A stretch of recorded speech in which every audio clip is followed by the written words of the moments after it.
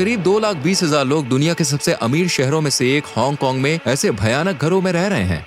ये दुनिया के सबसे छोटे अपार्टमेंट्स हैं। इनका साइज सिर्फ 1.5 स्क्वायर मीटर है और इन्हें कॉफिन होम्स कहा जाता है। अंदर सीधा खड़ा होना तो नामुमकिन है, यहाँ तक कि हाथ फैलाना भी मुश्किल है। कुछ तो इतने तंग है कि चौड़ाई इंसान के कंधों से भी कम है और लंबाई शरीर से भी छोटी। इसके बावजूद ये कॉफिन एक साथ लिविंग रूम, किचन और बेडरूम के रूप में इस्तेमाल होते हैं।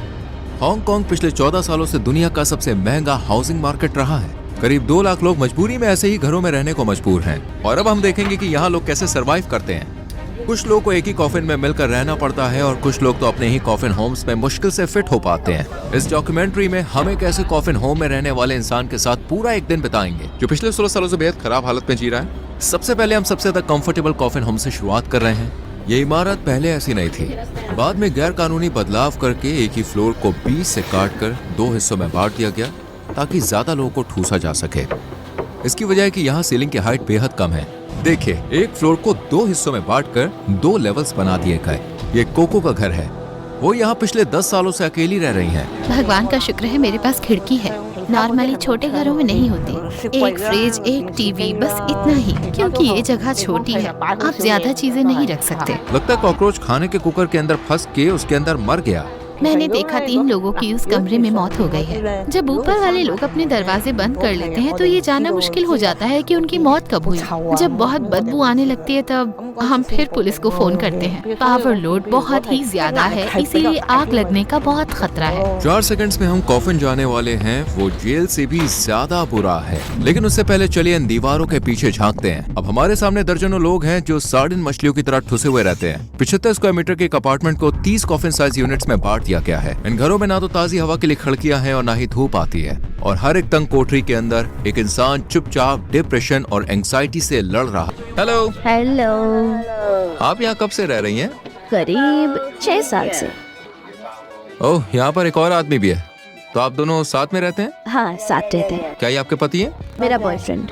वो ऐसी जगह में रहते हैं जहाँ एक इंसान का भी ठीक से फिट होना मुश्किल है। दीवारों के साथ लगे हुए हुक्स पर कपड़े, बैग और पर्सनल सामान टंगे हुए हैं। सिरहाने का एक हिस्सा ऑल पर्पस शेल्फ का काम करता है, जबकि दरवाजा इलेक्ट्रॉनिक्स और केबल से भरा हुआ है। नीचे की तरफ क्लीनिंग का सामान और बोतलें रखी हैं। उनका कचरा, इस्तेमाल किया हुआ तौलिया, फास्ट फूड के खाली पैकेट, सब कुछ उस तकिए से बस कुछ इंचेस की दूरी पे जहाँ पे उस रखते हैं। क्योंकि यहाँ कोई खिड़की नहीं है, इसलिए ठंडक के लिए वो फैन का इस्तेमाल करते हैं। उन्होंने अपने बाल छोटे रखे हैं ताकि कॉफिन होम्स की गर्मी में ज्यादा तकलीफ ना हो। यहाँ तो वेंटिलेशन भी नहीं है और हवा की क्वालिटी भी बहुत खराब है। आप ऐसे कैसे रहती हैं? मुझे फर्क नहीं पड़ता, जो भी है ठीक है। आप इतनी छोटी जगह में कपड़े कैसे बदलती हैं? यहाँ चलने के लिए झुकना और मुड़ना पड़ता है, इसमें ही करीब 10 मिनट लग जाते हैं। अच्छा, यहाँ रहना कैसा लगता है? बहुत मुश्किल। बहुत सारे कीड़े काटते हैं। देखो, ये क्या है? Bed bugs. ये बहुत बड़ी प्रॉब्लम है। हाँ, मुझे हर जगह काटते हैं, हर जगह। देखो मैंने कितने पकड़ रखे हैं। ये खून चूसते हैं। यहाँ बेड बग्स लोगों को काटकर एनीमिया तक कर सकते हैं। सिर्फ डिवाइडेड अपार्टमेंट्स में ये बहुत ही आम कीड़े होते हैं। एक फीमेल बेड बग अपनी जिंदगी में करीब 500 अंडे तक दे सकती है। यहाँ बेड बग्स है, देख पा रहे हो? कितने सारे हैं। मिसली कुछ फास्ट फूड लेने बाहर गई और वापस आ गई। वो एक कुर्सी उठाती है और उनका जो बेड है वो कुछ देर के लिए डाइनिंग टेबल बन जाता है। इन घरों में इंटरनेट, बिजली और पानी जितना ही जरूरी है। ज्यादातर रहने वाले लोगों के लिए एंटरटेनमेंट के नाम पर उनके पास सिर्फ फोन ही होते हैं। अब क्या काम करती हो? पार्ट टाइम क्लीनर हूँ। हर महीने कितने पैसे कमा लेती हो? 650 अमेरिकी डॉलर। इस 1.5 स्क्वायर मीटर का किराया कितना? 320 अमेरिकी डॉलर पर महीना। मतलब आपकी कमाई का आधा हिस्सा सिर्फ 1.5 स्क्वायर मीटर की जगह पर चला जाता है। रहने के लिए और कोई जगह नहीं। हम एक और सब डिवाइडेड अपार्टमेंट में ऊपर वाली यूनिट्स देखने जा रहे हैं। इन कॉफिन्स के अंदर पैर रखने तक की जगह नहीं है। ऐसे ही लोग यहाँ कॉरिडोर पे बैठे रहते हैं। किराए को अफोर्ड करने के लिए लोगों को यहाँ बहुत ही खराब और अजीब टाइमिंग वाली जॉब्स भी करनी पड़ती है। फ्रैंकी चौ रात 9 बजे काम शुरू करते हैं और सुबह 5 बजे घर लौटते हैं। आप क्या काम करते हो? मेटल का काम। महीने में कितनी कमाई होती है? 1250 अमेरिकी डॉलर। यहाँ रहना कैसा लगता है? नहीं, बिल्कुल नहीं। ये बहुत ही तंग और छोटी जगह है। मेरा सेल बहुत सिंपल है। एक टीवी, बेड, जरूरी सामान, एक कंबल और एक तकिया, बस इतना ही। 10 साल बाद आप खुद को कहाँ देखते हो? तब तक तो शायद मैं मर चुका हूँ। ऐसा मत कहो। अब हम एक ऐसे इंसान से मिलने जा रहे हैं जो शारीरिक रूप से अपने कॉफिन होम के अंदर फिट ही नहीं हो पाता। मैं सोच भी नहीं सकता कि ऐसे हालात में जीना कितना मुश्किल होगा। लेकिन वहाँ जाने से पहले हम इस अपार्टमेंट के बाकी हिस्से देखते हैं और समझ में आता है कि यहाँ कोई किचन ही नहीं है। जो लोग बाहर का खाना नहीं खरीद सकते उन्हें गंदे बाथरूम में ही खाना बनाने के लिए मजबूर होना पड़ता है। यहाँ लोग टॉयलेट के पास ही खाना बनाते हैं, क्योंकि किचन नहीं है यही जगह उनका बाथरूम भी है। वो अपने कपड़े भी इसी टॉयलेट के ऊपर टांग देते हैं और इस टॉयलेट पर ढक्कन तक नहीं है। इस शहर में करीब 75 लाख लोग रहते हैं। जब आप हांगकांग को ऊपर से देखते हैं तो आपको जंगल के बीच से उगती हुई बांस जैसी ऊंची इमारतों से भरा एक बहुत बड़ा शहर दिखाई देता है। इस आइलैंड पर बिल्डिंग बनाने के लिए जमीन बहुत ही सीमित है। जगह की इतनी कमी के कारण अजीब और मजबूरी वाले सॉल्यूशन सामने आए हैं, जैसे एक 8 मंजिला पार्किंग गैरेज के ऊपर बनी 10 मंजिला बिल्डिंग। ये शहर पूरी तरह से भर चुका है। अब हम अगले अपार्टमेंट में हैं। ये अपार्टमेंट सीधे बाथरूम में खुलता है। दीवारों से गंदगी टपकती हुई साफ दिखती है। मिलिए जॉन से। उनका दरवाजा खुला रहता है क्योंकि बंद करने पर वो अंदर फिट ही नहीं हो पाते। उस व्यक्ति का बाया कंधा ताबूत जैसे कमरे से बाहर निकला हुआ है। वो एक बड़े शरीर वाले इंसान है और इतनी तंग जगह में रहना उनके लिए बहुत मुश्किल है। यहाँ जिंदगी कैसी है? चारों तरफ देखो, आपको कैसा लगेगा? आपका कोई परिवार है? पहले था, मेरी बीवी मुझे छोड़ गई क्योंकि मैं जुआ खेलता था। अब हमारा कोई संपर्क नहीं है, तो बस कभी कभी हॉर्स रेसिंग पर थोड़ा दाव लगाता हूँ। मैंने खुद को जुआ खेल के बर्बाद कर लिया। गुजारा कैसे करते हैं? मुझे वेलफेयर मिलता है। इतनी छोटी जगह में रहना धीरे धीरे शरीर को भी तोड़ देता है। दिन भर क्या करते हो? कुछ नहीं, बस टीवी देखता हूँ। कहीं जाने से डर लगता है। मुझे डर है कि कहीं चलते चलते पैर जवाब न दे दे और मैं गिर जाऊँ। 10 साल बाद आप खुद को कहाँ देखते हैं? 10 साल शायद कब्र में। आई होप ऐसा नहीं होगा। आपके पास गद्दा क्यों नहीं है? यहाँ बहुत गर्मी होती है। कई लोग गद्दा इसलिए नहीं रखते ताकि बेड बग्स का संक्रमण ना फैले। आप यहाँ कब से रह रहे हैं? 18 साल से। कई लोग यहाँ से कभी नहीं निकल पाते। इस कंक्रीट के जंगल में एक मिनिमम वेजेस पर काम करने वाले इंसान को 3 बेडरूम का अपार्टमेंट खरीदने के लिए 1000 साल तक बचत करनी पड़ेगी। क्या सरकारी घर के लिए आवेदन किया गया? मैंने अप्लाई किया है, लेकिन घर मिलने में बहुत टाइम लगेगा। ज्यादातर लोग कम किराए वाले सरकारी मकान तक पहुंचने के लिए 10 साल से भी ज्यादा समय तक इंतजार करते हैं और वो भी फ्री नहीं होता है। उनमें से कई लोगों के लिए प्रतीक्षा सूची आजीवन कारावास की तरह महसूस होती है। अब मान लो आप कॉफिन में नहीं रहना चाहते और अपने घर में आराम से खड़ा होना चाहते हो। हम एक रेंटल ऑफिस गए ताकि आपको दिखा सकें कि ये लग्जरी कितनी महंगी पड़ती है। एक रूम वाला घर है और जिसकी कीमत $1 मिलियन से ज्यादा है। ये भी बहुत ही कम जगह है। अब मान लीजिए आप एक सिंगल बेडरूम अपार्टमेंट किराए पर लेना चाहते हैं तो उसका किराया करीब $4000 प्रति महीना होगा। और आगे आप देखेंगे कि यहाँ कब्र खरीदना भी घर खरीदने से ज्यादा मुश्किल है। हांगकांग में अमीरी और गरीबी के बीच एक बहुत बड़ा फर्क है। पूरे देश की 10% दौलत के मालिक सिर्फ 75 लोग हैं। जहां बहुत ज्यादा अमीर लोग लग्जरी कारों में घूमते हैं और बड़े बड़े घरों में रहते हैं, वहीं सबसे गरीब लोगों के पास सांस लेने तक की जगह नहीं है। हालांकि यहाँ लाइफ एक्सपेक्टेंसी दुनिया में सबसे ज्यादा करीब 84 साल है। फिर भी बहुत से लोगों को रिटायरमेंट के बाद भी जी तोड़ मेहनत करनी पड़ती है, सिर्फ इसलिए ताकि वो आसमान छूते हाउसिंग खर्च उठा सके, वरना वो जी नहीं पाते हैं। यही वजह की सड़कों पर बुजुर्ग लोगों को कार्डबोर्ड इकट्ठा करते हुए देखा जा सकता है। पता चल गया तो दिक्कत हो जाएगी। मुझे फर्क नहीं पड़ता कि वो क्या फिल्म आ रहे हैं, लेकिन वो हमें निकाल देगी। मकान मालकिन ये सब अलाउ नहीं करेगी।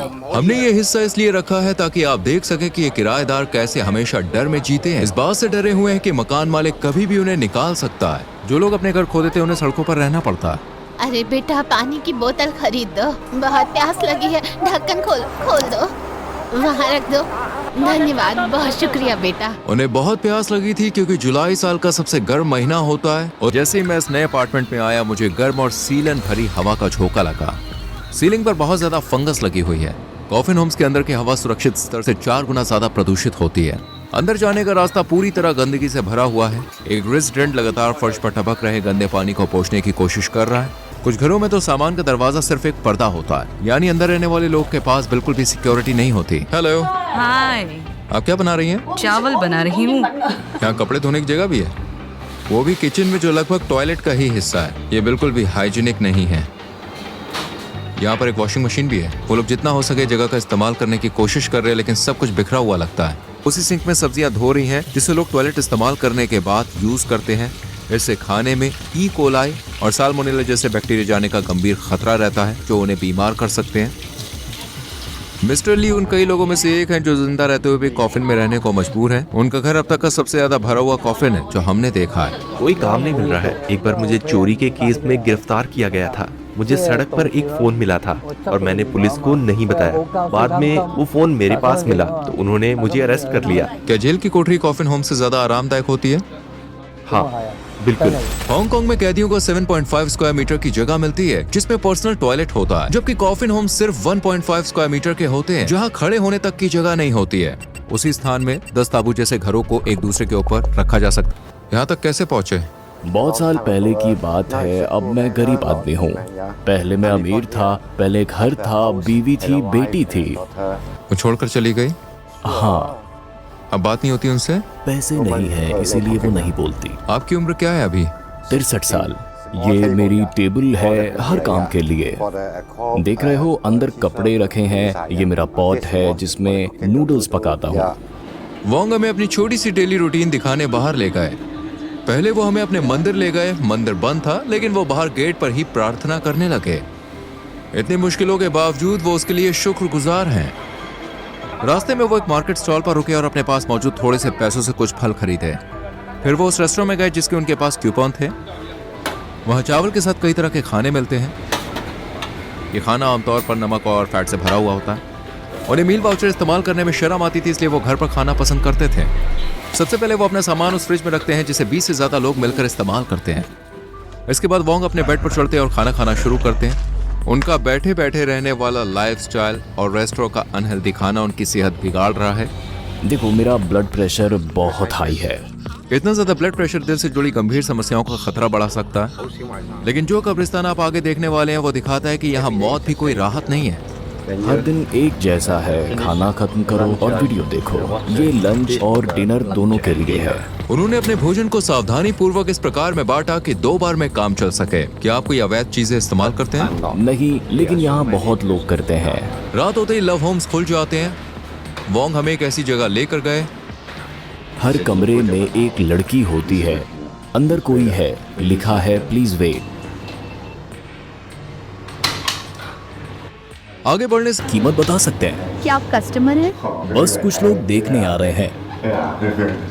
वो कहते हैं कि वो वहाँ नहीं जाते, लेकिन उन्हें रास्ते बखूबी पता थे। 1 घंटे की मसाज 65 अमेरिकी डॉलर। ये लव होम्स भी असल में सब डिवाइडेड अपार्टमेंट्स हैं। हाउसिंग प्राइस इतनी ज्यादा है कि यहाँ काम करने वाली महिलाएं भी पूरे साइज का घर नहीं ले सकती। अगर हांगकांग में जिंदा लोग कॉफिन्स में रहते हैं तो मरे हुए कहाँ जाते हैं? यहाँ पर आप जानते हैं एक सिंपल सी कब्र की कीमत भी हजारों डॉलर्स होती है, वो भी अगर मिल जाए तो।